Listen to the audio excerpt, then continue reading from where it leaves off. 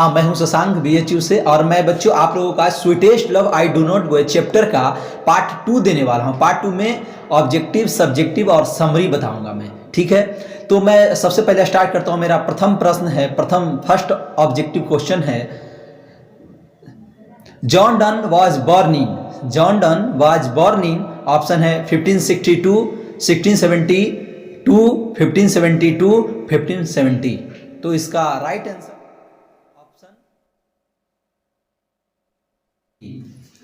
बच्चों, मैं आपको एक बात यहाँ पे बता दूँ, मुझे अब ऐसा प्रतीत हो रहा है, मुझे ऐसा महसूस हो रहा है, मुझे फीलिंग आ रही है कि आपको पहले मुझे समरी बताना जरूरी है, आवश्यक है, अति आवश्यक है, इम्पॉर्टेंट है। क्योंकि समरी जब तक आप नहीं जानेंगे, चैप्टर आप अच्छे से जब तक नहीं जानेंगे, ऑब्जेक्टिव और सब्जेक्टिव आप नहीं समझ सकते हैं। ठीक है, तो मैं पहले आपको समरी बता देना चाहूँगा। जो भी नए बच्चे जुड़े हैं, इससे मेरा विस्तार से अगर एक्सप्लेन पूरा चैप्टर पढ़ना है अच्छे से लाइन बाय लाइन, तो आप मेरा पार्ट 1 वाला वीडियो मैं डिस्क्रिप्शन में लिंक दे रहा हूं, उसको आप देख लीजिएगा। ओके, तो पहले तो मैं अभी यहाँ पे समरी बताऊंगा। और आपको मालूम होना चाहिए बच्चों कि समरी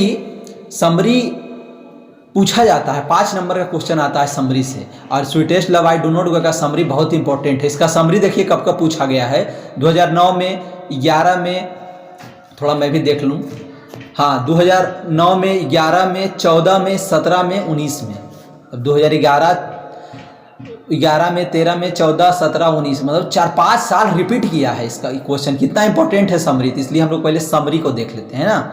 तो देखिए बच्चों, समरी है इनका, ऐसा मैं समझा दूंगा ना समरी की आपको एकदम अपने शब्द में लिख कर आ जाइएगा। ठीक है, sweetest love I do not go is a typical metaphysical poem written by John Donne.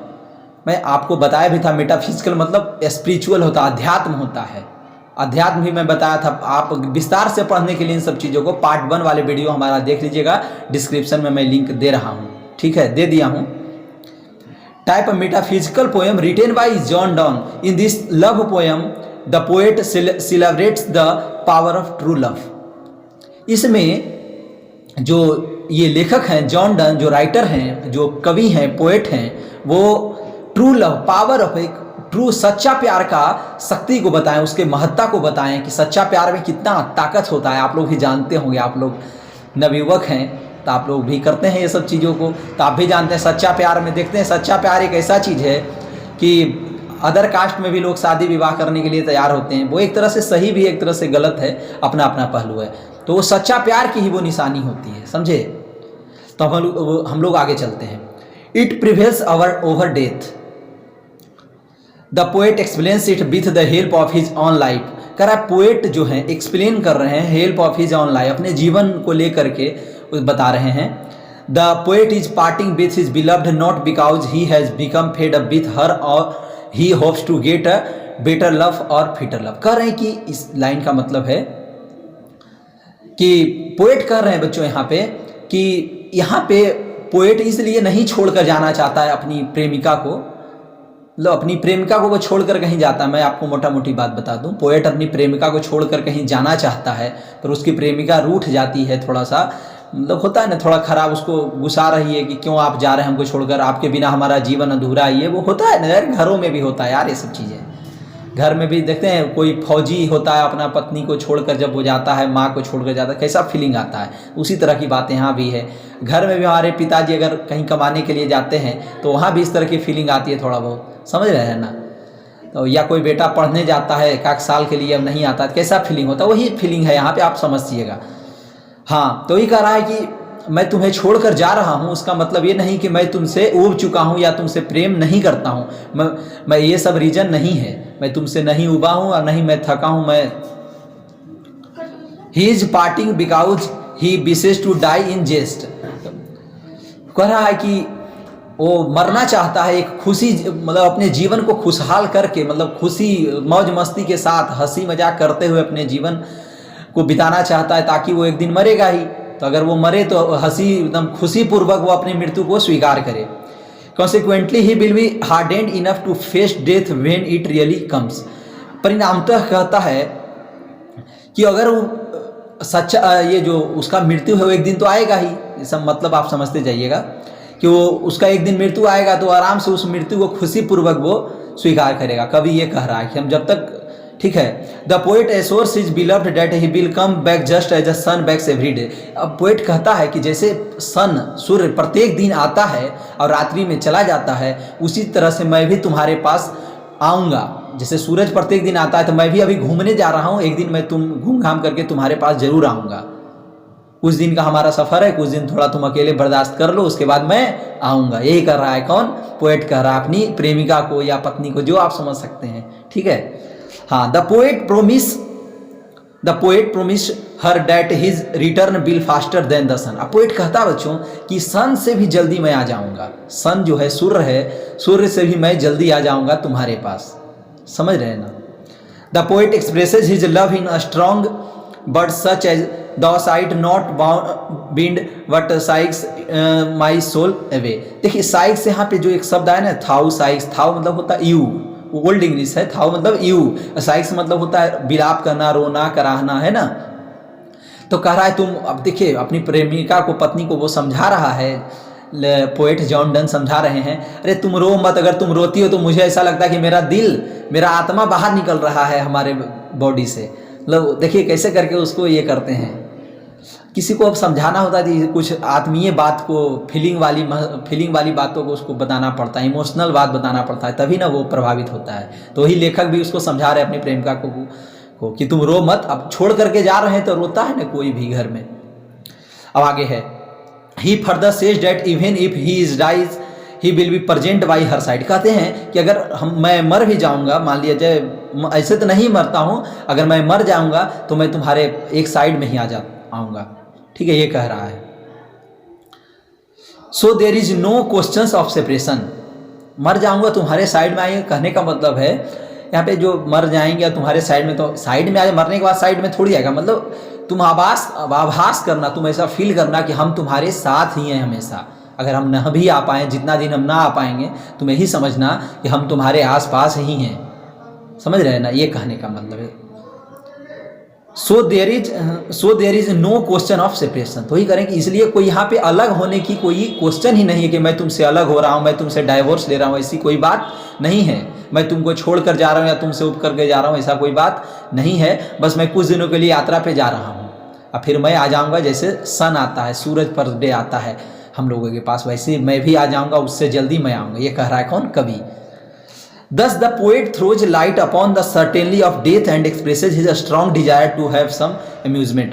कहने पोएट यहाँ पे मुख्य रूप से लाइट डालना मतलब प्रकाश डाले हैं मृत्यु पे, और एक्सप्रेस किए हैं अपने स्ट्रांग इच्छा को, मजबूत इच्छा शक्ति को। वो इस पोएम में वो ये बताएं कि उसका मजबूत इच्छा शक्ति कि मुझे बाहर जाना चाहिए, वो हमारी पत्नी बच्चा कोई रोए न रोए उससे हमें कोई मतलब नहीं है, मुझे बाहर यात्रा पे जाना, ये घर का मोह माया सब त्याग कर। मोह माया मतलब पत्नी रो रही तो उसको थोड़ा सा खराब लग रहा है, फिर भी उसे कह रहा है मुझे जाना ही पड़ेगा तुमको छोड़कर, क्योंकि बड़ा कुछ भी करने के लिए बच्चों घर परिवार को त्यागना ही पड़ता है। समझ रहे हैं ना? आप जानते हैं नींद को त्यागना पड़ता है, परिवार को त्यागना पड़ता है, तभी ना व्यक्ति कोई सफल होता है।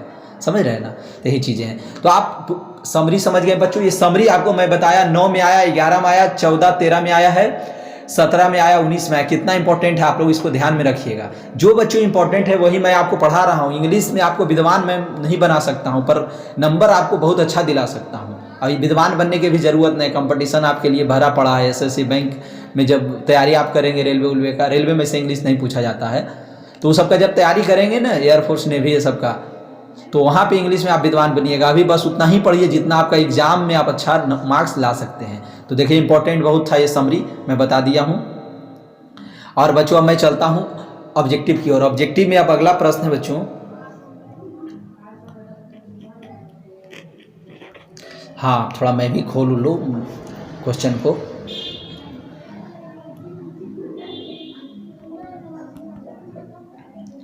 हाँ दूसरा प्रश्न है, हाँ John Donne was the pioneer of, पहला प्रश्न बताया था जॉन डन का जन्म कब हुआ था। अब दूसरा प्रश्न है, John Donne was the pioneer of new mankind of lyrical and satirical verse called meta. अब इसका ऑप्शन है, इसका सही उत्तर होगा मेटाफिजिकल। ठीक है, इसका सही उत्तर होगा ऑप्शन डी मेटाफिजिकल। ये बहुत इंपॉर्टेंट है बच्चा, ये भी देखिए पूछा गया है, मैं देखकर थोड़ा बता दूं आपको। ये क्वेश्चन पूछा गया है 2019 में और 20 में ये क्वेश्चन, ठीक है, मेटाफिजिकल के बारे में कि जॉन डॉइन कैसा पोएट है, तो मेटाफिजिकल 2019 और 20 में पूछा गया है। देखिए मैं आप लोगों के लिए एक रिसर्च कर रहा हूँ कि कहाँ से आपका क्वेश्चन पूछा जाए, वही सब इंपॉर्टेंट प्रश्नों को मैं डाल रहा हूँ। और ऑब्जेक्टिव भी मैं थोड़ा, आप कहेंगे तो ज़्यादा दूंगा, आप कहेंगे तो कम दूंगा, पर अभी ज़्यादा इसलिए दे रहा हूँ कि आपको ऑब्जेक्टिव पूरा जान लेने से क्या होता है कि पूरा चैप्टर आप समझ जाएंगे, समझ गए, इसी बहाने आप पूरा चैप्टर को आपका रिवीजन हो जाएगा। ऑब्जेक्टिव समझने, ऑब्जेक्टिव आपका पूछा भी जा रहा है 50%, मतलब 50 मार्क्स का, इसलिए आपको ऑब्जेक्टिव मैं थोड़ा दे रहा हूँ। अगले चैप्टर से ऑब्जेक्टिव मैं कम कर दूंगा, अगर आप कमेंट में करेंगे तब कि सर ऑब्जेक्टिव कम कर दीजिए, तो मैं कम कर दूंगा, आपके अनुसार होगा ये काम, ठीक है। हाँ, तो अब ये मैंने बताया 19 और 20 में एक क्वेश्चन पूछा गया जो अभी क्वेश्चन आपके बोर्ड पे है। अब अगला प्रश्न है, the poet intends to go on a longer journey then, poet intend कर रहा है, जा रहा है, गो लॉन्गर जर्नी, किससे स्पीड, मतलब सन के से क्या जाएगा, सन से भी दूर जाएगा। लॉन्गर जर्नी मतलब सन से भी दूर जाएगा, मतलब सन से भी स्पीड आने जाने की बात हो रही, तो सन यहाँ पे इसका सही उत्तर का ऑप्शन सी, सन। अब मैं चलता हूँ अगले प्रश्न की ओर। अब अगला प्रश्न है, भूम द, हाँ अगला प्रश्न है, मैंस पावर इज, अब मैंस पावर इज, देखिए पोयम में आया था मैंस पावर इज, ऑप्शन है strong, weak, unknown, very strong, इसका सही उत्तर होगा बीक। मैंस पावर क्या है, बीक है, मनुष्य की शक्ति बहुत कमजोर है, ये पोयम में बताया गया। आप मेरा पार्ट 1 वाला वीडियो जरूर देखिएगा इस चैप्टर का, तभी आप इसको अच्छे समझेंगे। अब अगला प्रश्न है, who is the poet of sweetest love I do not go, who is the poet of sweetest love I do not गो, इसका सही उत्तर आपको कमेंट बॉक्स में बताना है, इसका सही उत्तर आपको कमेंट बॉक्स में बताना है। अब मैं अगला प्रश्न की ओर चलता हूं। अगला प्रश्न है बच्चों, sweetest love I do not go, sweetest love I do not go ये किस तरह का पोयम है, didactic poem, allegorical poem, a love poem, none of these, इसका सही उत्तर होगा ऑप्शन सी, एक लव पोयम है। बहुत इंपॉर्टेंट प्रश्न है, आप लोग इसको ध्यान रखिएगा। Sweetest love I do not गो कैसा पोयम है, लव पोयम है, ठीक है, प्रेम पे आधारित पोयम है, समझ रहे हैं ना। और ये मेटाफिजिकल पोयम भी है, क्योंकि प्रेम को अध्यात्म के रूप में बताया गया, ठीक है। अब मैं चलता हूं अगले प्रश्न की ओर। अगला प्रश्न है,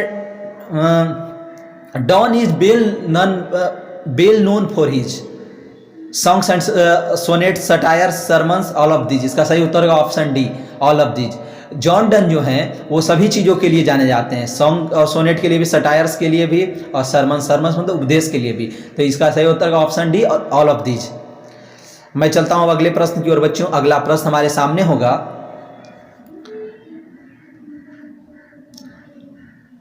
देखिए मैं खोज रहा हूं कि जो आपके लिए इंपॉर्टेंट है वही ना आपको बताऊंगा, वैसे ही कितना ज़्यादा ऐसे ही बता दूं, तो आप लोग घबराइएगा मत, क्योंकि आप हमारे अब अच्छे स्टूडेंट हो चुके हैं, आपके लिए मैं मेहनत कर रहा हूं, समझ रहे हैं। तब अगला है, sweetest love I do not go has been addressed to, बहुत इंपॉर्टेंट प्रश्न ये भी है, sweetest love I do not go has been addressed to, इसका ऑप्शन है, मतलब अब देखिए पहले क्वेश्चन समझ लीजिए कि sweetest love I do not go किस पे, किसको एड्रेस किया गया है, किसको बताया गया, किसको संबोधित किया गया इस पूरी कविता में, तो इसका सही उत्तर होगा डन्स वाइफ। मतलब डन्स वाइफ मतलब जो जॉन डन पोएट हैं वो अपने पत्नी के लिए इस बातें को लिखें, पत्नी या प्रेमिका, ऑप्शन में कभी पत्नी देगा या प्रेमिका देगा, कोई एक ही देगा, तो कोई एक देगा, तो आप आंसर कर ले जाइएगा। प्रेमिका का इंग्लिश क्या होता है, बिलव, बिलव मतलब होता है प्रेमिका, इसका सही उत्तर का ऑप्शन डी। मैं चलता हूं अगले प्रश्न की ओर। अगला प्रश्न है,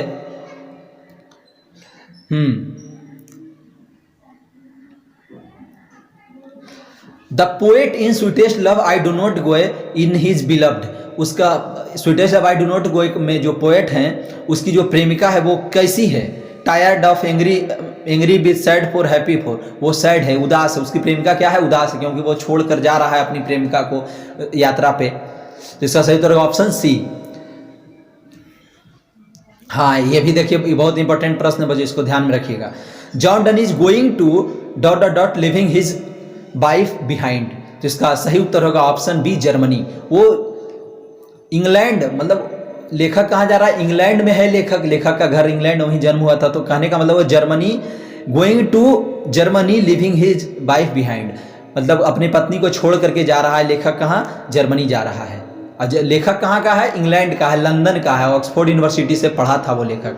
मैं ये सब बातें आपको बता देना चाहता हूँ ताकि आपको टेंशन ना हो, आप अच्छे से एकदम चैप्टर कंप्लीट कर लें। John Donne things that is certain, John Donne जो थे वो एकदम सोच लिए थे कि क्या चीज़ सर्टेन है। सर्टेन मतलब निश्चित क्या चीज़ है, death, birth, life, none of this. इसका सही उत्तर का ऑप्शन ए, डेथ। वो जानते थे कि मृत्यु क्या है, फिक्स है, सर्टेन है। समझ गए? तो इसका सही उत्तर का ऑप्शन ए। मैं अब चलता हूँ अगले प्रश्न की। अगला प्रश्न है बच्चों, John Donne wants to go away because he is no tired of his. अब इसका यह भी इंपॉर्टेंट प्रश्न है। हाँ, तो इसका सही उत्तर होगा ऑप्शन सी, बिलव्ड।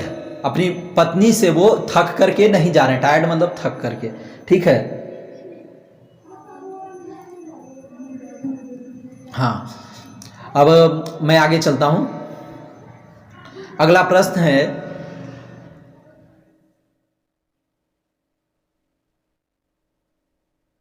बच्चों आप लोग ध्यान दीजिएगा। Wants to gladly accept death. Wants to gladly accept death मतलब खुशी पूर्वक डेथ को कौन स्वीकार कर रहा है, मृत्यु को कौन स्वीकार कर रहा है। तो इसका सही उत्तर होगा ऑप्शन सी, जॉन डन। ठीक है, अब मैं चलता हूं अगले प्रश्न। और अगला प्रश्न है, John Donne had seen the sun setting night. इसका सही उत्तर होगा option B, yesterday. Yesternight जो बोलते हैं ना कि सन क्या हो जाता है, सेट हो जाता है, मतलब रात्रि को सन चला गया है। The poet of sweetest love I do not go, ये तो आप जानते ही हैं, जॉन डन इसका राइट आंसर होगा। अब अगला प्रश्न है, जॉन डन,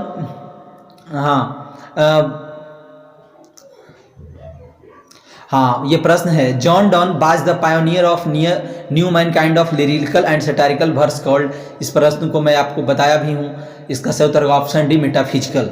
अब अगला प्रश्न है बच्चों, the poet intends to go a longer journey, ये भी मैं बताया हूँ आपको। तो अब ये चीज़ें अब समाप्त हो जाती है, मैं अब आपको ले चलता हूँ उन प्रश्नों की ओर। अब सब्जेक्टिव प्रश्न की ओर मैं आपको अब ले चलता हूँ। सब्जेक्टिव प्रश्न देखिए, आपको मैं यहाँ पे एक बहुत अच्छी जानकारी देने वाला हूँ। सब्जेक्टिव जो है ना, जब से न्यू पैटर्न हुआ, आपका पैटर्न चेंज हुआ है, 50 क्वेश्चन पूछा जाता है, 50 नंबर का पूछा जाता है ऑब्जेक्टिव, अब 50 नंबर सब्जेक्टिव। तब से क्या हुआ है, सब्जेक्टिव प्रश्न बहुत कम पूछा जाने लगा, मतलब मात्र 5 सब्जेक्टिव प्रश्न पूछा जा रहा है। बहुत इंपॉर्टेंट बात है। आप रिसर्च मैं किया हूँ, मैं प्रीवियस ईयर का क्वेश्चन देखा हूँ, समझे ना। आप भी देख लीजिएगा, अगर आपको मेरी बातें झूठ लग रही है तो आप एक बार देख लीजिएगा। प्रीवियस ईयर में का प्रश्न आप जब देखिएगा तो आपको पता चल जाएगा। इन सब बातों का मेरा अपना रिसर्च है कि मात्र 5 क्वेश्चन पूछा जाता है, 2-2 नंबर का 5 क्वेश्चन, ये क्वेश्चन आंसर पूछा जाता है। ठीक है, वो भी छोटा छोटा आंसर लिखना होता है, मात्र 5 क्वेश्चन, ज़्यादा नहीं है। तो उसमें मुझे ज़्यादा भी मेहनत करने की ज़रूरत नहीं है। ठीक है बच्चों, मैं अब कहाँ चलता हूँ। हाँ, तो मैं भी थोड़ा ये कर लूँ।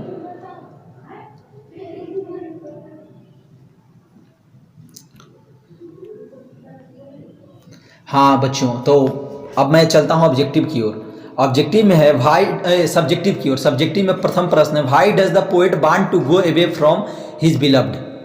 Why does the poet want to go away from his beloved. तो इसका उत्तर है, अब इसका पहले क्वेश्चन समझ। जब तक आप क्वेश्चन नहीं समझेंगे आंसर आप नहीं कर सकते। आप बिहार बोर्ड के, मुझे मालूम है आपकी इंग्लिश थोड़ी सी कमज़ोर है, वीक हैं आप इंग्लिश में।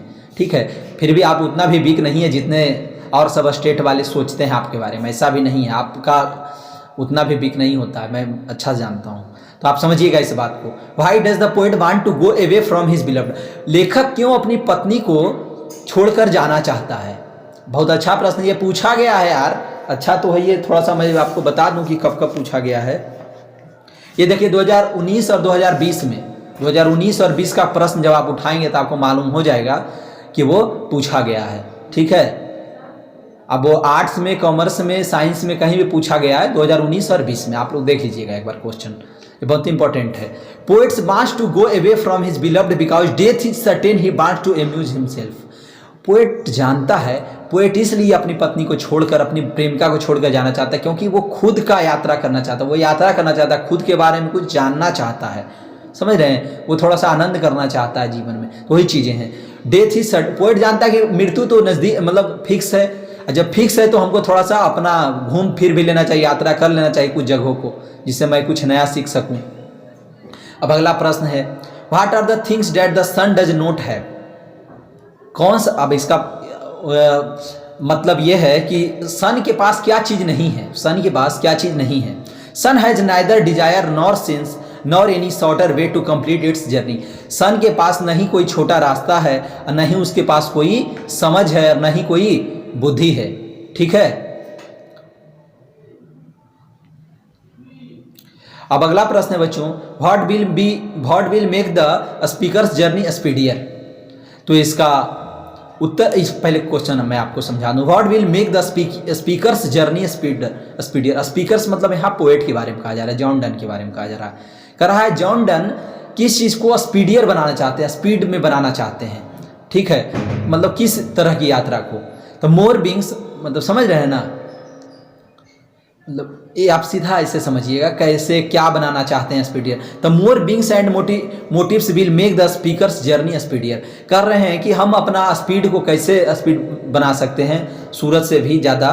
तो हम अपने अंदर क्या करेंगे, मोर बींग्स एंड मोटिव, हमारे पास एक उद्देश्य होगा। हम स्पीड को, मोर बींग्स मतलब ज़्यादा, बिंग मतलब होता है पंख, पर यहाँ पे पंख उस रूप में नहीं, मतलब पंख मतलब एक गति को दर्शाता है कि अपनी गति को डबल कर दूंगा मैं। Speaker journey speedier. अब अगला प्रश्न है, what make a man's power feeble. करा कि मनुष्य की शक्ति छीन कैसे, कमजोर कैसे, फीबल्स मतलब होता है कमजोर, मनुष्य की शक्ति कमजोर कैसी हुई। Man's depends on fortune make his power feeble. Man जो मनुष्य है, व्यक्ति जो है, अपना कार्य ना करके वो भाग पे, फॉर्चून मतलब होता है भाग पे डिपेंड होने लगा, इसलिए उसकी शक्ति क्या होने लगी, कमजोर होने लगी। ठीक है, मैं चलता हूँ अगले प्रश्न की ओर। अगला प्रश्न है, how do science and beeping effect the speaker. तो इसका उत्तर है, साइंग मतलब जानते हैं ना, साइंगिंग मतलब होता है कराहना या रोना, या बीपिंग मैंने भी रोना। तो इफेक्ट द स्पीकर, अपनी उसकी प्रेमिका रोती है, पत्नी रोती है जाते समय, तो उस पर लेखक पे क्या प्रभाव पड़ता है, तो वही आंसर है। Saying the beeping takes the speaker soul away and his life blood decay. तो उससे क्या होता है, लेखक का जो शक्ति है, मतलब ब्लड है, ब्लड प्रेशर जो है वो क्या होने लगता है, कम, मतलब छीन होने लगता है, समझ रहे हैं ना, उसका शक्ति झरने लगता है, कमजोर होने लगता है लेखक, और उसकी आत्मा निकलने लगती है। अगर कोई अपना कोई आत्मीय व्यक्ति का अगर कोई रोता है, हमारे पिताजी रोएंगे, हमारी माता रोती है, तो देखते हैं कितना खराब लगता है, होता है ना। हाँ, अगला प्रश्न, या कोई अपना मर जाता है, उसकी मृत्यु हो जाती है, डेथ हो जाती है, तो कितना खराब लगता है, कितना रोते हैं हम लोग दिल से, लगता है। तो वही चीज़ें हैं। अब अगला प्रश्न है, how does the beloved best the speakers life. उसकी प्रेमिका उसकी लाइफ को कैसे बेस्ट कर रहा है, मतलब बर्बाद कर रहा है। The beloved best the speakers life by talking the best hour of him. Talking the best hour of him, मतलब उसके अच्छे समय को वो क्या कर रही है, मतलब मना कर रही है कि तुम मत जाओ, तुम चले जाओगे तो हम कैसे यहाँ रहेंगे। तो इस तरह से वो उसके जीवन को बर्बाद करना है, वो ना कोई अच्छा करने के लिए जा रहा है लेखक, पर उसकी पत्नी उसको रोक रही है। तो वही बात है। अब अगला प्रश्न है, in what way will the lovers remain united. देखिए, lovers will remain united by keeping one another, समझ गए। अब मैं चलता हूँ। अब देखिए बच्चों, आपको मैं यहाँ ये भी बातें कुछ बता दूँ कि कुछ प्रश्न आपको ये भी एक्सप्लेन से भी पूछा जाता है। एक्सप्लेन करने के लिए एक पोएट्री से रहेगा एक्सप्लेनेशन का, कि लाइन दे देगा, एक्सप्लेन करने कहेगा, और फिर एक कहाँ से रहेगा, प्रोज से रहेगा। प्रोज से क्वेश्चन रहेगा और पोएट्री से, दोनों तरफ से क्वेश्चन होता है, और उसको आपको एक्सप्लेन करना होता है, समझ गए। तो उसको मैं थोड़ा सा आपको समझा दूं। तो देखिए, अब एक्सप्लेन वाला यहाँ पे इंपॉर्टेंट जो मैं दे रहा हूँ, ये सब पूछा गया प्रश्न है प्रीवियस ईयर में। But believe that I shall make a speedier journey since I take more wings and spurs then he comment on the power of love in the light of these lines.